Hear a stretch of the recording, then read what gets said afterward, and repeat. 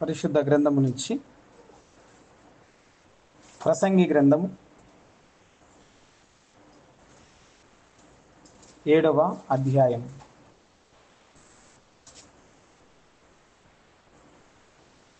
ప్రసంగి గ్రంథము 7వ అధ్యాయం 8వ వచనమును మాత్రము దేవుని వాక్యమును జ్ఞాపకం చేసుకుందాం. కార్య ఆరంభము కంటే కార్యాంతము మేలు, అహంకారము గలవాని కంటే శాంతము గలవాడు శ్రేష్ఠుడు. చాలండి, తలలు వంచుకుందాం, ప్రార్థనలో ఏకీభవిద్దాం. ప్రేమ నమ్మకము కలిగిన మా గొప్ప దేవ,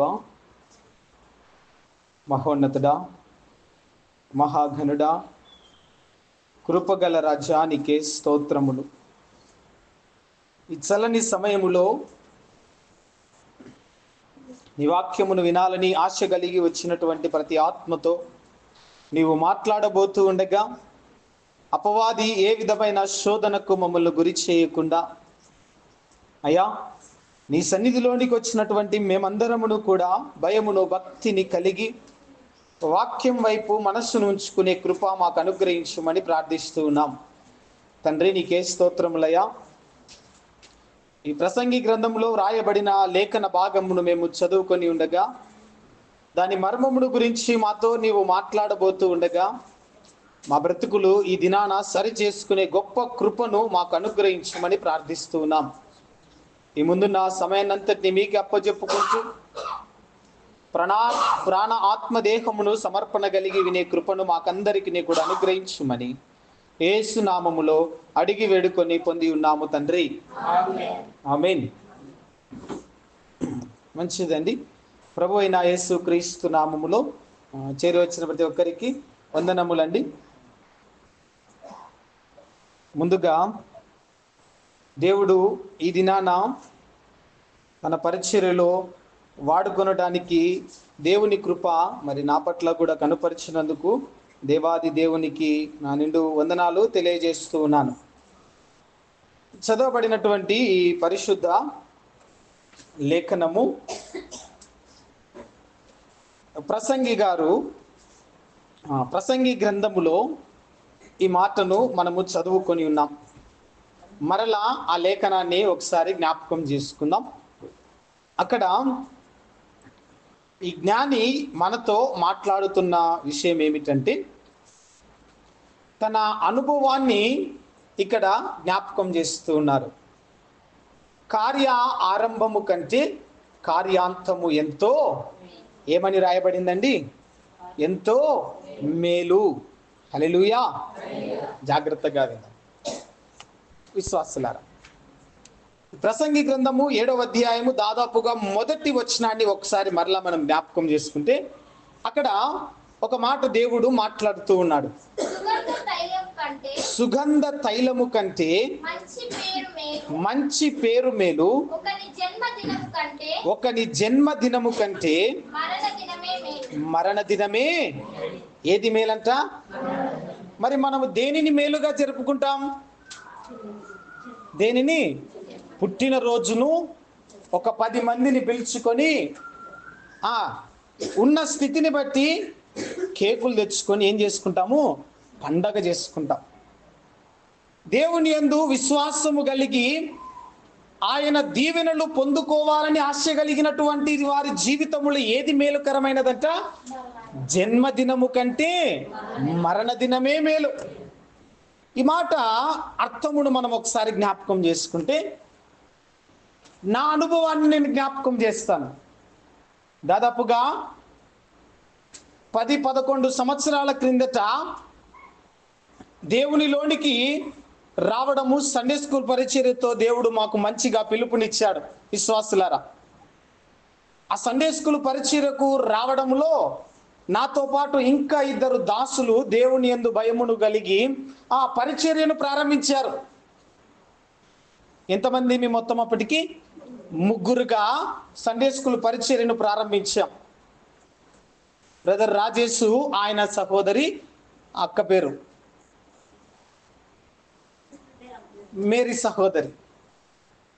ఈ ముగ్గురము సండే స్కూల్ పరిచర్య ప్రారంభించి కాలము గడిచే కొద్దీ దేవుడు ఒక్కనిగానే నన్ను నియమించుకున్నాడు. ఈ ఒక్కడికి తోడుగా మరి ఇద్దరిని దేవుడు పరిచర్య చేశారు. మన సంఘములో ఉన్నటువంటి యవనస్తులే. ఒకటి నేను, మరి ఒకటి ప్రేమ, మరి ఒకటి శాంతకుమార్ అనబడే చెన్నాడి.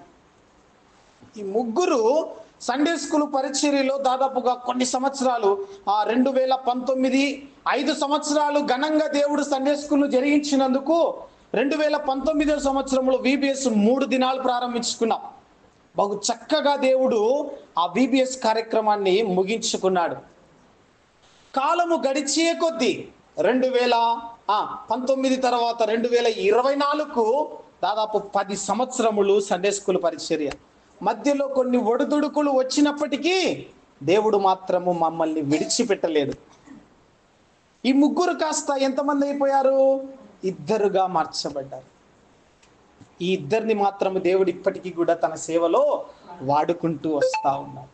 నేను చెప్పేది ఏమిటంటే, మొదట దేవునిలోనికి వచ్చినటువంటి నీ విశ్వాస జీవితము కాలము గడిచే కొద్ది అభివృద్ధిలోనే ఉండాలి, కానీ విడిచిపెట్టే స్థితికి రాకూడదు. అందుకే ఈ పరిశుద్ధ గ్రంథము 7వ అధ్యాయము 1వ వచనములు ఏమంటా ఉంది? ఒకని జన్మదినము కంటే, ఒకడు పాపపు స్థితిని విడిచిపెట్టి దేవునిలోనికి వచ్చి నూతన జీవమును పొందుకున్న ఆ స్థితి కంటే ఏమంటా ఉంది? మరణ దినానికి వచ్చేసరికి నీ జీవితం ఎంతో మేలుకరముగా ఉండాలి. 7వ అధ్యాయము 10వ వచనములో కార్య ఆరంభము కంటే కార్య అంతము ఎంతో మేలుగా ఉంది. విశ్వాసులారా, దేవుని వాక్యం ఈరోజు మనతో మాట్లాడుతున్న విషయం ఏమిటంటే, కార్యము ఆరంభించినటువంటి నీ జీవితము, ఆ కార్యము అంతమయ్యేంత వరకు జాగ్రత్తగా, దేవుడు మెచ్చుకునేదిగా, దేవుని రాజ్యములోనికి వెళ్ళేదిగా ఉండాలంటే ఏమి చేయాలి? పరిశుద్ధ లేఖనం ఈరోజు ఆ వాక్యం మనతో మాట్లాడాలని ఆశపడుతూ ఉంది. వింటున్నావా ఓ విశ్వాసి? పరిశుద్ధ గ్రంథంలో మనం జ్ఞాపకం చేసుకుంటే, ఈ భక్తుడు దేవుని యొక్క మాటలను పంచుకుంటూ 9వ వచనంలో ఒక మాట అంటా ఉన్నాడు. ఆత్రపడి కోపపడవద్దు, బుద్ధిహీనుల అంతరింద్రియముల యందు ఏమి చేస్తా ఉందంట? కోపము సుఖ నివాసము చేయును. చాలండి. ఏమిటంట? ఏం చేస్తా ఉంది? సుఖ నివాసము. ఏమి చేస్తా ఉంది? కోపము సుఖ నివాసము చేస్తా. పరిశుద్ధ గ్రంథములో ఒక మాట రాయబడుతా ఉంది, యాకోబు పత్రికలో అనుకుంటా ఈ మాట. నరుని కోపము దేవుని నీతిని నెరవేర్చనే. వినమ్మా, ఎక్కడికి వెళ్ళడు, ఈడనే ఉంటాడు. విను దేవుని వాక్యం. దేవునిలోనికి వచ్చినటువంటి మనలో ఏది ఉండకూడదంట? కోపము అనేది ఉండనే. అందుకేమంటా ఉన్నాడు? ఆత్రపడి, చిన్న చిన్న సమస్యలకే తొందరపడి నీవు కోపపడుతున్నావా? నీవు బుద్ధిహీనునిగా నిన్ను నీవు కనపరుచుకుంటా ఉన్నావు. అటువంటి వానిలో ఏది సుఖ నివాసము చేస్తా ఉంది? దేవుని వాక్యం అని అక్కడ రాయబడిందా? ఏమిటంట? కోపము సుఖ నివాసం. సంతోషంగా నీలో ఏలుబడి చేస్తా ఉందంట. ఏంటి? కోపము. విందాం దేవుని వాక్యం. అయితే ఈ విధంగా నీవు ఉండకుండా ఎలాగ ఉండాలని దేవుని వాక్యం సెలవిస్తా ఉంది. సామెతల గ్రంథంలోనికి మనం వెళ్తే దేవుడు అక్కడ బహు చక్కగా మాట్లాడుతూ ఉన్నాడు. 16వ అధ్యాయము సామెతల గ్రంథము 16వ అధ్యాయము 32వ వచనము. దేవుడు పరాక్రమశాలి కంటే దీర్ఘశాంతము గలవాడు శ్రేష్ఠుడు. పట్టణమును పట్టుకొను వాని కంటే. అబ్బా, ఎంత మంచి మాట! దేని కొరకో పట్టుదల కలిగి ఉండడము కంటే నీ కార్యము మరణించే సమయములో దేవుని దృష్టికి మేలుగా ఉండాలి అంటే నీ మొదట ఏ విధముగా ఆరంభించావో అదే ఆరంభము ముగింపులో మరి శ్రేష్టమైనదిగా ఉండాలంటే తన మనస్సును ఎవడైతే స్వాధీనపరుచుకుంటాడో వాడే తన కార్యమును మంచిగా ముగించగలడు. శ్రేష్ఠునిగా ఎంచుకోబడినటువంటి వాడు కదా. మనం ఆంధ్ర క్రైస్తవ కీర్తనలో ఒక పాట పాడుకుంటాం. 675వ కీర్తనలో ఏం చేస్తామంటే ఈ మాటను గురించి బహు చక్కగా భక్తుడు రాస్తా ఉన్నాడు. ఆత్మార్పణ చేయకయే ఆశించితి నీ చెలిమి, అహమును ప్రేమించుచుదే అరసితి ప్రభుని కలిమి, ఆశా నిరాశాయే ఆవేదనెదురాయే ఆధ్యాత్మికలేమిగని అల్లాడే నావలలు నడిపించు నానావా. ఏం చేస్తా ఉన్నామంట మనము? ఆత్మను అర్పణగా చేయకుండానే దేవా నీ సహాయము నాకు కావాలి, నీ స్నేహము నాకు కావాలి, నీ మేలు నీ దగ్గర ఉన్నటువంటి మేలుతో కూడిన ఆశీర్వాదము నాకు రావాలి. అసలు చెయ్యవలసినదే చెయ్యకుండా ఏం కోరుకుంటా ఉన్నామంట? జీతమును కోరుకుంటాం. హల్లెలూయా, హల్లెలూయా. నీ ఆత్మను అర్పణగా ఇక్కడ అర్పించాలి, మేలుతో కూడిన అనుభవాన్ని పొందుకోవాలి. అందుకే ఇక్కడ ఏమంటా ఉన్నాడు భక్తుడు 16వ అధ్యాయము 32వ వచనములో, నీ మొదటి స్థితి కడపటి స్థితికి అదే రీతిగా మేలుగా ఉండాలంటే మొదటిగా నీవు చేయవలసింది నీ మనస్సును నీవు స్వాధీనము చేసుకోవాలి. నీ మనస్సు నీ అదుపులో లేదంటే నీ అంతరింద్రియములు కూడా నీ అదుపులో లేనట్టే. వింటున్నావా? నీ కన్ను నీ అదుపులో లేకపోతే నీ మనస్సులో అలజడిని సృష్టిస్తుంది. నీ నాలుకకు భయము లేకుండా అదిరిపడుతుంది. అంతే కదా. కంటితో చూడకపోతే నీలో ఆశ వస్తుందా? ఆశించితి నీ చెలిమి, నా ఆత్మను అర్పించకుండా నేను ఆశ కలిగి ఉన్నాను గనుకనే, అర్పణ లేకుండా మేలు కొరకు ఎదురు చూస్తున్నాను గనుకనే నా ఆశ ఏమైపోయిందంట? నిరాశగా మార్చబడింది. ఆవేదన నాకు ఎదురైతా ఉంది. ఓ విశ్వాసి, దేవుని నమ్ముకొని దేవుని పట్ల విశ్వాసమును కనుపరిచి దేవునిలోనే బ్రతకాలి నా ముగింపు వరకు అని ఆశ కలిగి ఉంటే, పరిశుద్ధ గ్రంథము దేవుడు నీతో మాట్లాడుతూ ఉన్నాడు. మొదట నీ మనస్సును నీవు స్వాధీనము చేసుకో, అదుపులో ఉంచుకో. మా తోటి సహోదరునికి చాలా పర్యాయములు హెచ్చించాం, చాలా పర్యాయములు అతనికి తెలియజేశాం. అరే, మొదటిగా నీవు మాతో పాటు చక్కగా ఉన్నటువంటి వాడవు, పరిశుద్ధ గ్రంథాన్ని చదువుతూ ఉన్నటువంటి వాడవు, ఆయా స్థితులలో ఆధ్యాత్మికమైన మేలును మాతో పంచుకున్నటువంటి వాడవు. అయితే కాలము గడిచే కొద్దీ నీలో ఉన్న ఆత్మ చల్లారిపోతుందిరా. నీ జీవితం ఎలా అయిపోతుందో ఒకసారి ఆలోచన చేసుకో. నీ కుటుంబం ఏ స్థితిలోనికి వెళ్తుందో ఒకసారి ఆలోచన చేసుకో. చాలా పర్యాయాలు గద్దించాం, కానీ విన్నాడా? దేవుని వాక్యము గత మెసేజ్లో మాట్లాడుతూ ఉంది. గద్దింపుకు లోబడిన వాడు హఠాత్తుగా నాశనానికి అప్పగించబడతాడు.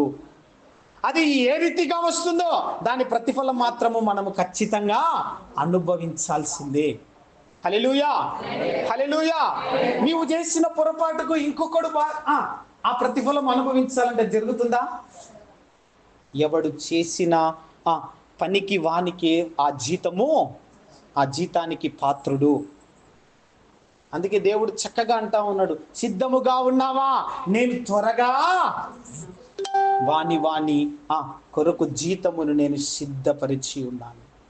నీ మనస్సును స్వాధీనపరచుకొనకుండా దేవాని నీవు మొరపెడితే ఆ దేవుడు నీ మొరను వింటాడా? వినడు. యాకోబు పత్రికలో భక్తుడు ఒక మాట అంటా ఉన్నాడు. 1వ అధ్యాయం 19వ వచనం లేఖనం మనం జ్ఞాపకం చేసుకుంటే, నీ మనస్సును నీవు స్వాధీనపరచుకోకుండా అటు ఇటు తిరుగుతూ, ఏమండి విశ్వాసులారా, ఒక మాట, నా ప్రియ సహోదరులారా, మీరు ఈ సంగతి ఎరుగుదురు గనుక ప్రతి మనుష్యుడు వినుటకు వేగిరపడువాడును, మాటలాడుటకు నిదానించువాడును, కోపించుటకు నిదానించువాడునై ఉండవలెను. ఎందుకనగా నరుని కోపము దేవుని నీతిని, ప్రైజ్ ది లార్డ్, హల్లెలూయా హల్లెలూయా. ఏమండి అర్థమవుతుందా? మనతోనే మాట్లాడుతుంది దేవుని పరిశుద్ధ గ్రంథం. ఎలాగుండాలంట? మనస్సును స్వాధీనపరచుకోవాలంటే కొన్ని పనులు చేయాలి. ఏమిటి ఆ పనులు? మీకు ఈ విషయాలు తెలుసు అని ముందుగానే పరిశుద్ధాత్ముడు చెప్తా ఉన్నాడు. ఏమిటంట ఆ విషయాలు?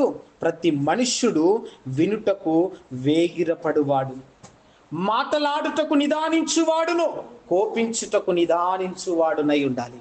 ఏమి వినాలి? ఏమి వినాలండి? విందాం జాగ్రత్తగా.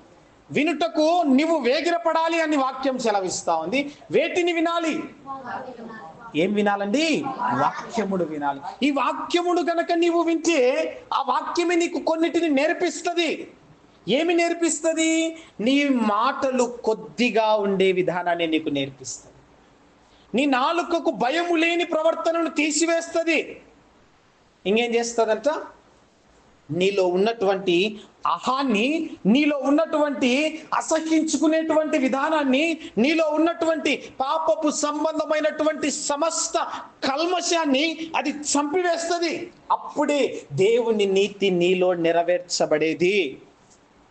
నీవు వినాల్సినది వినకుండా లోకములో ఉన్న వాటిని వింటూ తొందరపడి భయము లేకుండా మాట్లాడుతూ ఆత్రపడి కోపపడితే దేవుని నీతి నీలో నెరవేర్చబడదు.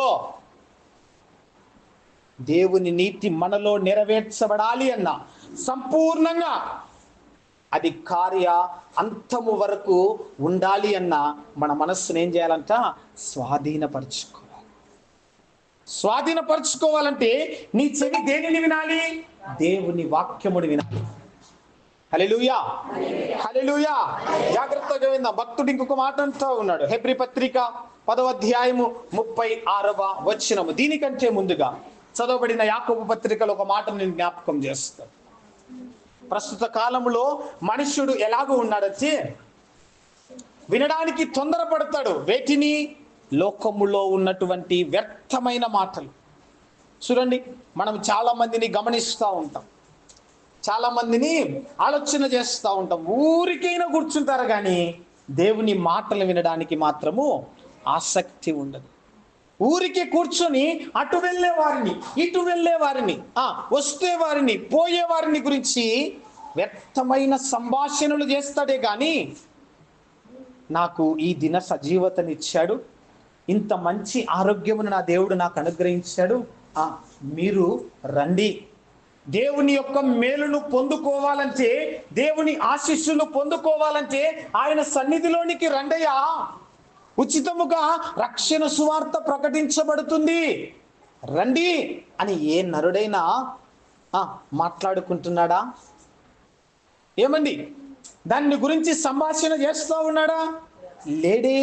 అలాగూ చెయ్యడు కానీ దేవుని యొక్క చెలిమి కావాలనుకుంటాడు, దేవుని దగ్గర నుంచి మేలును పొందుకోవాలనుకుంటాడు. ఇది జరిగే పనేనా? అందుకే దేవుని వాక్యం సెలవిస్తావు, నీ మొదటి స్థితి కడపటి స్థితి వరకు, నీ మొదటి స్థితి ఎలాగ ఉందో కడపటి వరకు కూడా అలాగే ఉండాలంటే మొట్టమొదటిగా నీ మనస్సును స్వాధీనపరచుకోవాలి. రెండవదిగా దేవుని వాక్యం హెబ్రీ పత్రిక 10వ అధ్యాయం, హెబ్రీ పత్రిక 10వ అధ్యాయం 36వ వచనము. ఏమి చేయాలంటే మీరు దేవుని చిత్తమును నెరవేర్చిన వారై వాగ్దానము పొందు నిమిత్తము మీకు ఓరిమి అవసరమై ఉన్నది. ఏమి అవసరమైనదంట? ఓర్మి అంటే ఏంది? ఓర్పును కలిగిన వారై ఉండాలి. దేవుని పరిశుద్ధ లేఖనము రోమా పత్రికలో ఏమని సెలవిస్తా ఉందంటే, మీ ఎదుట ఓర్పు అనే పరీక్ష ఉంచబడింది. ఏమిటి ఓర్పు అనే పరీక్ష అనేది మనం జ్ఞాపకం చేసుకుంటే, సాధారణంగా ఆది కాండములో మొట్టమొదటిగా దేవుడు సృజించినటువంటి ఆ పోలికలోని ఓర్పును కోల్పోయింది. ఏమిటంట, అమ్మా ఆ పండును నీవు తినకూడదు చెప్పాడా లేదా దేవుడు? ఏమండి, చెప్పాడా లేదా? చెప్పాడు. విందా, ఆ ఆదాము అవ్వ దగ్గరే ఒక్క నిమిషం ఓర్పు కలిగి, నా దేవుడు ఇది వద్దని చెప్పాడు కదా అని ఒక్క నిమిషం ఓర్పు కలిగింటే పాపము నరులలోనికి వచ్చేదా?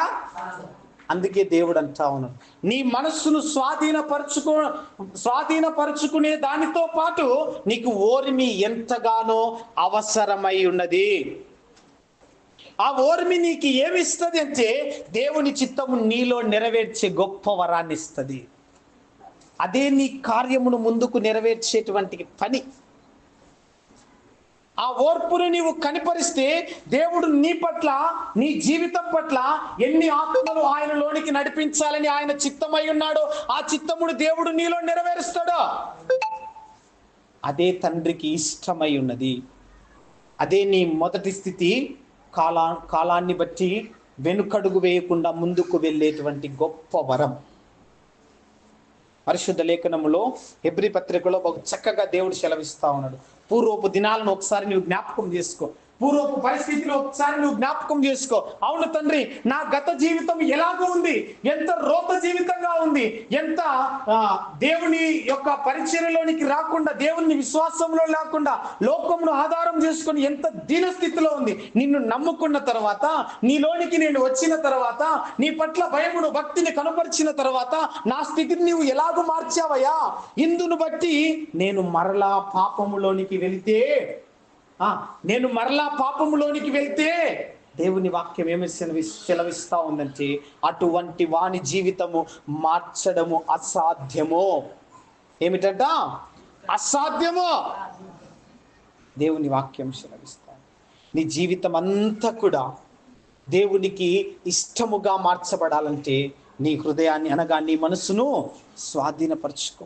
పరిశుద్ధ గ్రంథం ఇర్మియా గ్రంథంలో అంటా ఉంది, ఆ మనస్సే, ఆ హృదయమే అన్నిటికంటే మోసకరమైనదిగా. హల్లెలూయా, హల్లెలూయా.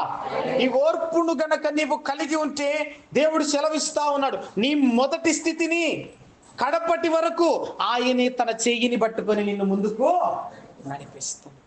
ఆయన నీకు తోడుగా ఉంటాడు.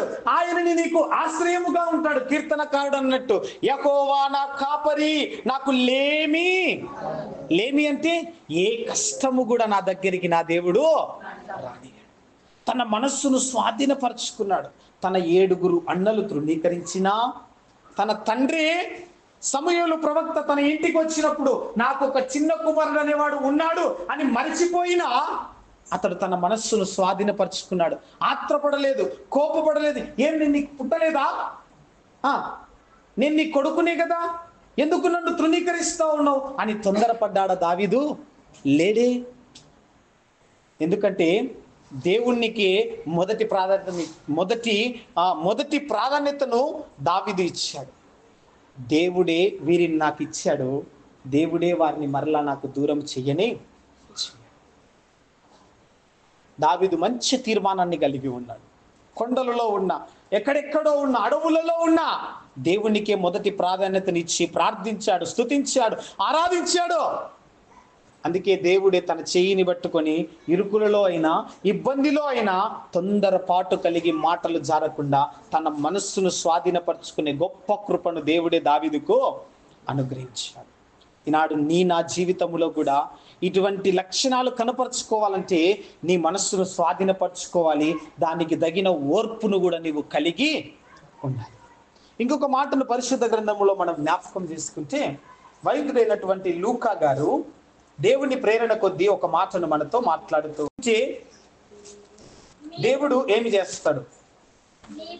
మీరు మీ ఓర్పు చేత మీ ప్రాణములను ఏం చేస్తామంట? ఏమి దక్కించుకుంటా ఉన్నాం మనము? ప్రాణము అని దేవుని వాక్యం ఇక్కడ మాట్లాడుతా ఉంది. ప్రాణము అంటే మనకు ఏ విధంగా అర్థమవుతుంది? మనకు తెలిసినది మాట్లాడుకుందాం.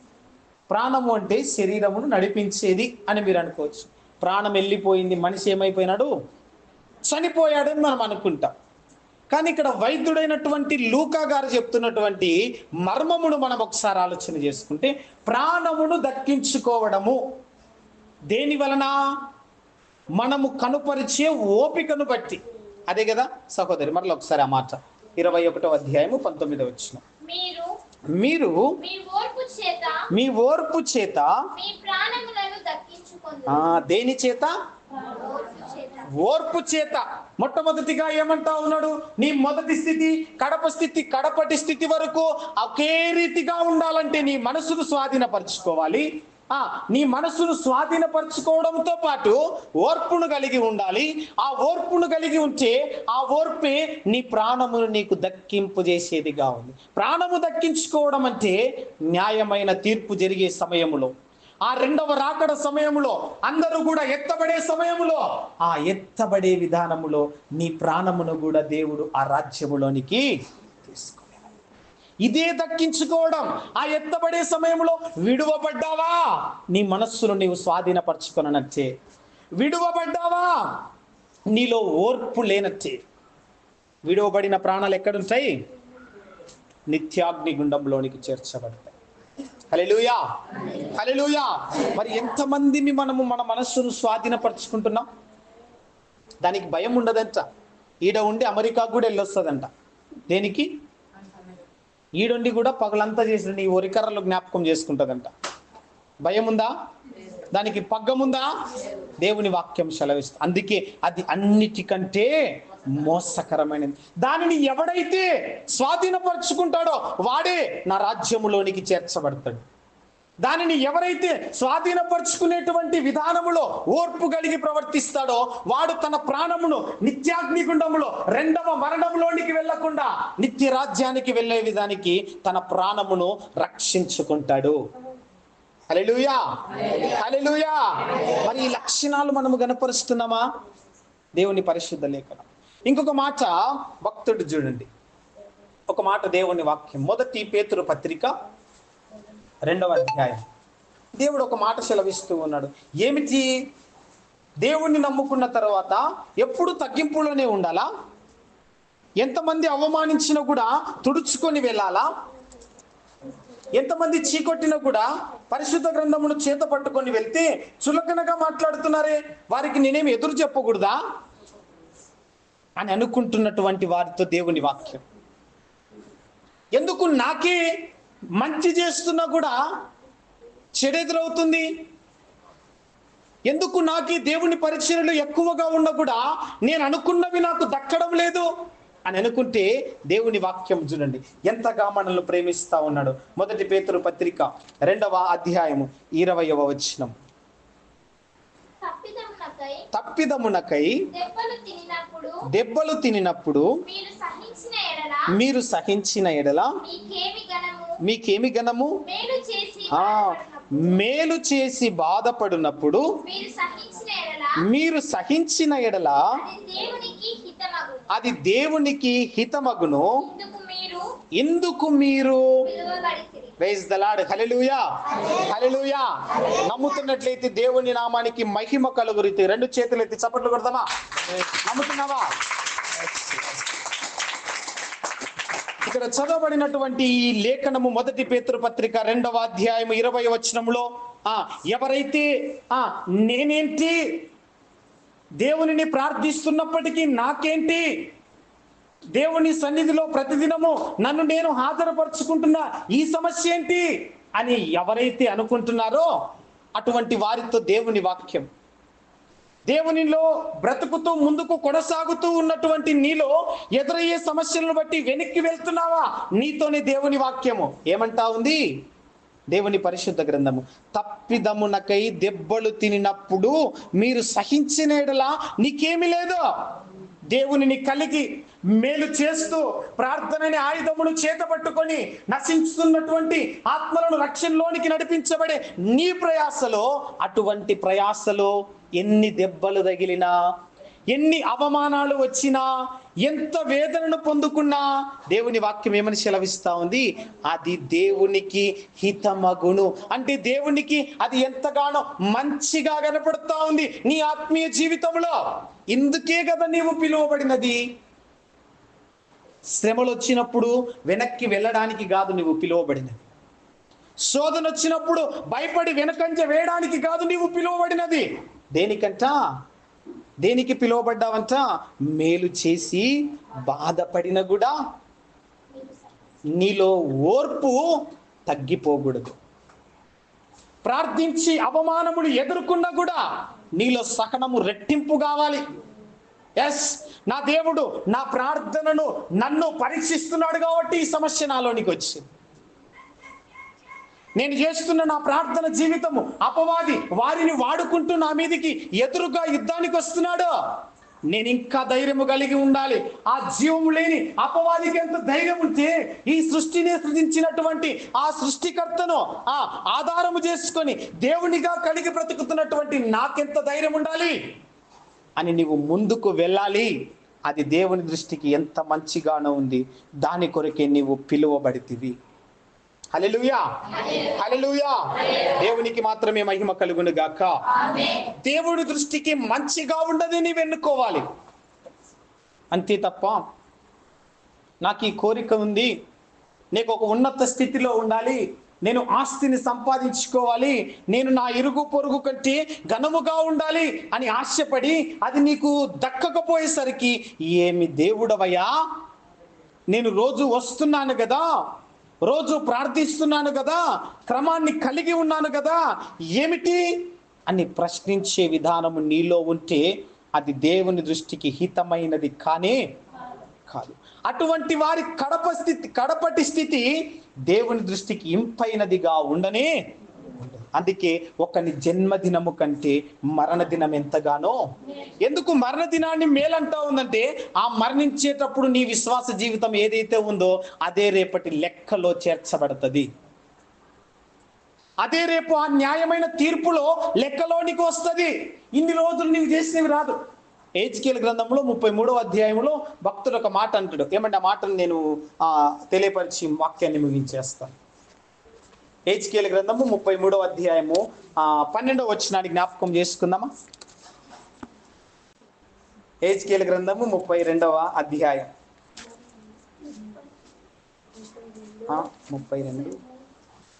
33వ అధ్యాయము 12వ వచనం. మరియు నరపుత్రుడా, నీవు నీ జనులకు ఈ మాట తెలియజేయుము. నీతిమంతుడు పాపము చేసిన దినమున అది వరకు అతడు అనుసరించిన నీతి ఏమిటంట?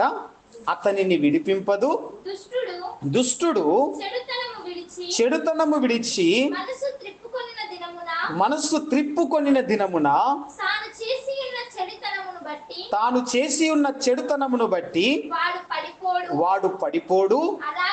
అలాగుననే నీతిమంతుడు పాపము చేసిన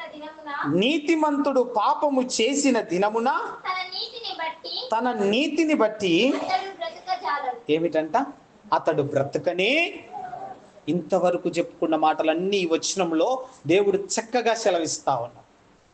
దేవుని నేను నమ్ముకున్నాను, రోజు ప్రార్థనకు వస్తున్నాను, వాక్యాన్ని వింటున్నాను, ప్రతిరోజు కూడా టీవీలో వస్తున్న వాక్యమును పెట్టుకొని పనిచేస్తూ వింటున్నాను అని నీవు అనుకుంటున్నావేమో.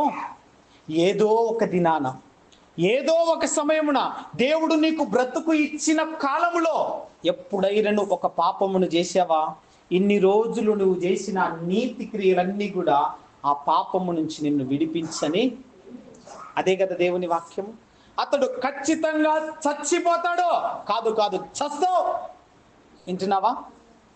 ఇన్ని రోజులు నేను ప్రార్థన, దేవుడా, కూర్చున్న దేవుడా, లేచిన దేవుడా, పడుకున్న దేవుడా, నడిచిన దేవుడా, అని అనుకునేటువంటి నీవంట నీ మనస్సును ఏదో ఒక దినాన స్వాధీనపరచుకొనక, భయము లేక, తొందరపడి ఆత్రపడి పాపం చేస్తావు చూడు, ఆ పాపమే నిన్ను మరణానికి అప్పగిస్తాడు. నువ్వు అనుకుంటూ ఉంటావు, నా లెక్క రోజు ప్రార్థన మేము పోతున్నాడు, ఈయనేంది ఎప్పుడు తాగుతున్నాడు, గ్రొల్లుతున్నాడు, టీవీ చూస్తున్నాడు, అట్లా తిరుగుతున్నాడు, ఇలా తిరుగుతున్నాడు, మిమ్మల్ని దేవుడు ప్రేమించడు అని ఎవరినైతే అంటున్నావో అటువంటి వాని మనస్సు ఏదో ఒక దినాన దేవుడు మార్చి దేవునిలోనికి నడిపించినప్పుడు అతని గత జీవితము ఆ మార్పును లెక్కలోకి అతని గత జీవితము మార్పులోనికి వచ్చినప్పుడు ఆ చీకటి బ్రతుకు లెక్కలోనికి రానే.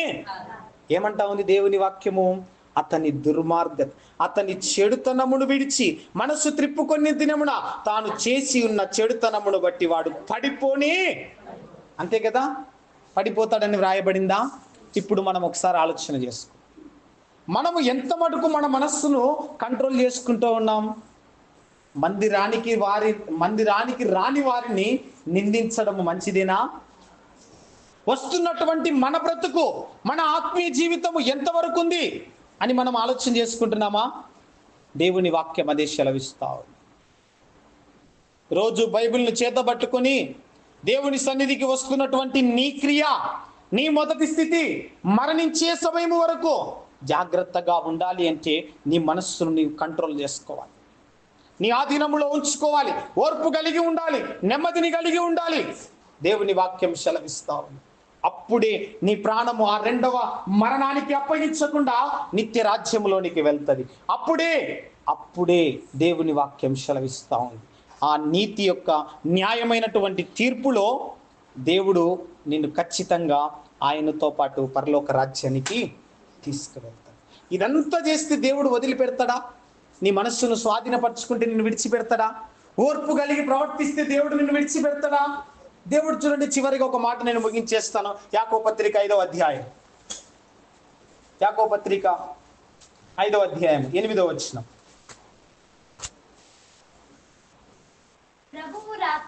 ప్రభువు రాక సమీపించుచున్నది గనుక మీరును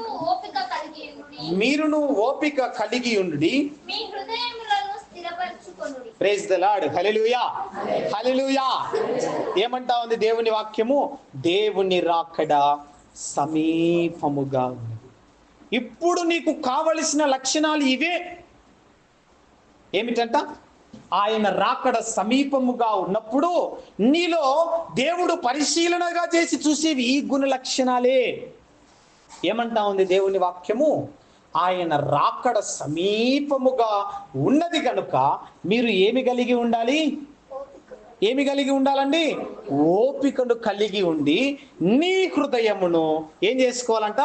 స్థిరపరుచుకోవాలి. నీవు ఓపిక కలిగి ఉండాలి అన్నా, నీ హృదయము చంచలత్వము కలిగి ఉండకుండా, శ్రమలు వచ్చినప్పుడు దేవుడు, శ్రమలు లానప్పుడు లోకము, శ్రమలు వచ్చినప్పుడు విపరీతమైన ఏడుపు, శ్రమలు లానప్పుడు దేవుడు ఎవరో అని లోక సంబంధమైన ఆనందము, ఈ విధమైన చంచలత్వాన్ని తీసివేసుకోవాలి. మొదటిగా నీ మనస్సును నీవు స్వాధీనపరుచుకున్నావు అనుకో, నీ హృదయాన్ని ఆ దేవుడే స్థిరపరుస్తాడు. హల్లెలూయా, హల్లెలూయా. దేవునికి మాత్రమే మహిమ కలుగును గాక. ఇంతవరకు నేను చెప్పిన మాట 9వ వచనంలో దేవుడు రాస్తా ఉన్నాడు, సహోదరులారా, మీరు తీర్పు పొందకుండు నిమిత్తము ఒకని మీద ఒకడు సనుగకుడి. ఇదిగో న్యాయాధిపతి వాకిటనే. ఏ వాకిట? నీ హృదయము అనబడే వాకిట ఆయన నిలువబడి ఉన్నాడు. జాగ్రత్త. ఒకరిని మీద నీవు సనిగే ముందు దేవుని వాక్యం ఏమని సెలవిస్తా ఉంది? ఎదుటి వాని కంటిలో నలుసును వెతికే నీవు నీ కంటిలో ఉన్న దూలాన్ని, అంటే అప్పుడు ఎవరు ఎక్కువగా పాపములో ఉన్నట్టు? నిందించేవాడే, సనిగేవాడే. సనిగారు ఆ పాలు తేనెలు ప్రవహించే రాజ్యంలోనికి ప్రవేశించారా? ఒక్కరు కూడా ప్రవేశించారు. జ్ఞాపకం చేసుకోవాలి. వారికి నాయకుడిగా ఉన్నటువంటి ఆ నాయకుడే మోషేని ఆ పాలు తేనెలు ప్రవహించే దేశంలోనికి వెళ్ళలేకపోయాడు. నోటిని అదుపులో ఉంచుకోలేక. అదొక్క తప్పే ఆయన చేసింది. మరి ఈరోజు వాక్యం వింటున్నటువంటి మనము ఎన్ని తప్పులు చేసి ఉంటాం, ఎన్ని పొరపాటు లెక్క పెట్టినా కూడా లెక్కలకు అందవేమో అవి. అవునండి? మరి మనం వెళ్తామా? దేవుడు అయిన ఒక అవకాశం ఇస్తా ఉన్నాడు. నీ మనస్సును మార్చుకో, నీ చీకటి బ్రతుకును నేను లెక్కలోకి తీసుకో. అప్పుడే నీ మొదటి స్థితి కడపటి వరకు చక్కగా ఉంటుంది, దేవునికి హితమైనదిగా ఉంటుంది. అట్టి రీతిగా మనమందరమును కూడా దేవుని యొక్క రాకడ సమీపములో మన మొదటి స్థితిని గట్టిగా పట్టుకొని కడపటి వరకు, అనగా ఒకవేళ మనం బ్రతికుండగానే రాకడ వస్తే అప్పటి వరకు నీ విశ్వాస జీవితమును గట్టిగా కాపాడుకోవాలంటే, ఒకటి నేను మరలా చెప్తాను, నీ మనస్సును స్వాధీనపరచుకో. 2, ఓపిక కలిగి ఉండు. ఈ 2 లక్షణాలు నీవు కలిగి ఉంటే దేవుడు నీ ప్రాణమును రక్షణలోనికి నడిపిస్తాడు. దేవుడు నీ హృదయాన్ని క్రీస్తు అనబడే బండ మీద స్థిరమైన పునాదిగా వేసేస్తాడు. అట్టి కృప మనందరికీ దేవుడు తన కృపలో సహాయం చేయునుగాక.